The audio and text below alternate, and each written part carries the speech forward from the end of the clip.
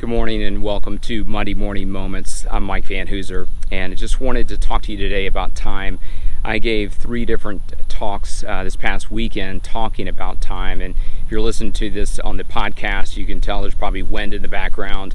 As you see it on the YouTube channel, you can see we're at a track, and there's no better place to judge time. You know, I've done my share of 200s and 400s in my life, and normally I like cross-country marathons and other bigger races where you're actually going somewhere. But a lot of times I think we can get caught up in this cycle of time and just going around and around a track, you know, whether it be sports, but also in life, and sometimes we get ourselves in a rut.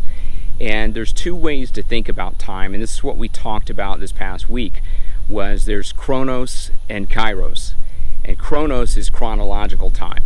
And that's the time we typically think about. It's your watch time, you know, it's 10:10 today, it's always going to be 10:10 tomorrow, and we just assume that we have all this time. It's really the question of where do I need to be? But there's another way to think about time, and that's Kairos. And Kairos is more moments of opportunity or seasons of opportunity. It's a moment in time. And I love the way Paul talks about this in Ephesians 5:15 and 16 in the Bible.